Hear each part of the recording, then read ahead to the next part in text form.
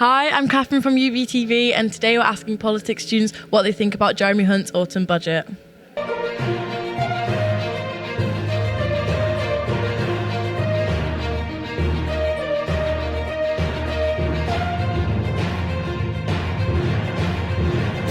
Hi, I'm Willem. I'm a third year student doing politics and social policy. Hi, I'm Megan. I'm a third year student doing politics and IR.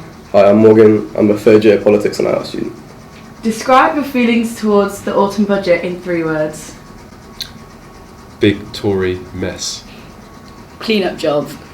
Not very surprising. What are your main takeaways from Jeremy Hunt's budget? He's definitely trying to fix the mess that Kwarteng left him. But I do think you need to sort of put it in the context of like 12 years of Tory austerity. Obviously this Liz Truss and Kwasi Kwarteng mini budget that obviously kind of ruined an already damaged reputation of the UK. To be honest, I actually think it could have been worse. I think he could have done like a real slash and burn on public services. But yeah, the economy's in the toilet at the moment, and I don't think the budget's really going to solve that in any meaningful way. Yeah, I think the budget is like really a reflection of the time right now. And as he stated, like we're going into recession. He also kind of like repeated the kind of idea that we're in this situation because of like international issues, and it's not like the Tories' fault. But like Willem said, like I feel like this is more of like a result of like 12 years of Tory austerity.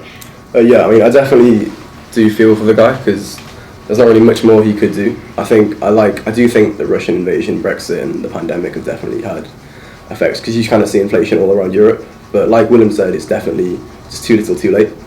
I'm definitely not a fan of the austerity cuts. Did you pick up on any particular policies? Well, to be fair to the guy, I know there was talk of not raising benefits and pensions in line with inflation. He did end up actually doing that. Not that benefits especially are generous enough. I think sort of the way we treat people on benefits is really poor in this country. But the fact that he did decide to go with the rise in line with inflation, I think was a positive step. It's great that this budget is going to look after like pensioners and people who need benefits, but consequently that means that the budget will target kind of like households, and like household disposable income is like on an all-time low, like house prices are going down as well. I'm definitely a fan of a few things like increasing the living wage and the windfall tax, but like I said before, I think it's too little, too late. It's definitely a step in the right direction, but part of me is like it's just the bar's been set so low that it's hard to tell, really. How do you think this autumn budget differs from the mini budget in September? I think it's really different. I think Kwarteng and Liz Truss especially wanted to sort of develop this growth-driven free market ideology and put that into practice with their budget through corporation tax cuts and tax cuts more generally. Obviously, the market's reacted really poorly to that. So, yeah, it is this sort of clean-up job that Jeremy Hunt has to do. The return of austerity explicitly, it's about tax rises, it's about demonstrating that we're responsible with public finances.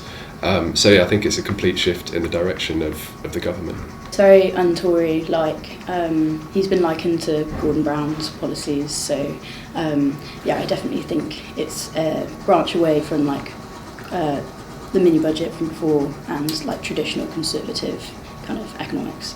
Yeah, it's definitely a growth in like fiscal responsibility, and like Willem said, the kind of Tufton Street neoliberal kind of thing that we went through has definitely been a real shock to the system, and so it's kind of recovery mode. So yeah, it's definitely a step in the right direction. Chancellor says his priorities are stability, growth and public services. Do you think the statement reflects these priorities? I think compared to before, it will give people a greater sense of stability in the government as it stands. However, there is no growth in the economy. In fact, we're only going into a recession, and public services have been cut to the bone. So yeah, you can be stable, but it's stable in a very bad context. It's a very bad economic situation you find yourself in. So potentially on the first point, yeah, but on public services and growth, I really don't see how this budget is going to change the situation we find ourselves in. Like it's promising that there's been kind of like a lot of investment into the NHS and schools. However, other public services are going to suffer as a result, which kind of brings back old, kind of sad memories of austerity, which isn't nice. And I feel like we're all very used to it now, so no one's really shocked by the idea of it, which is a shame. He has promised not to cut the NHS and schools, but outside of that, just with the rail strikes and stuff going on, I don't really know how much people can take. Do you think like austerity ever really went away? I think austerity is not sort of a one-time thing. It has a lasting impact.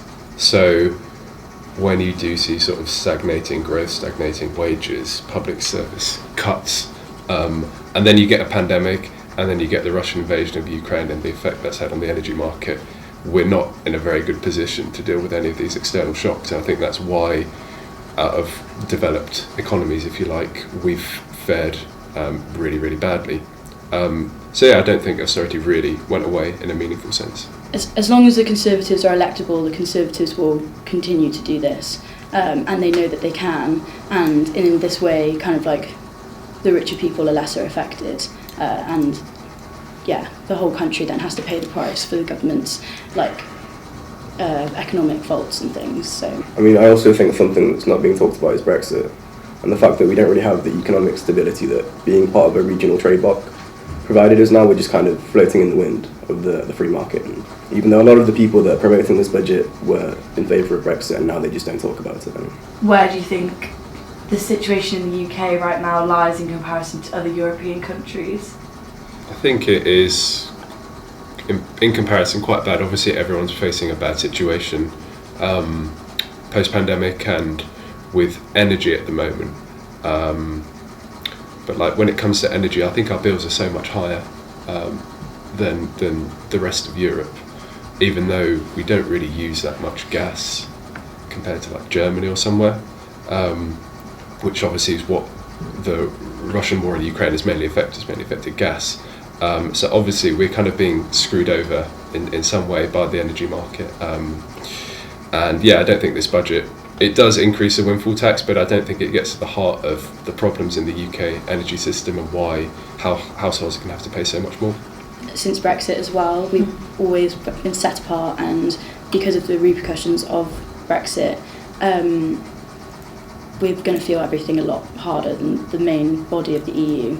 Yeah, I mean, I definitely think it exposes like a lack of past innovation, especially in stuff like green technology. I think Keir Starmer recently said that he would have a nationalised renewable energy company, and I think that's a really good idea.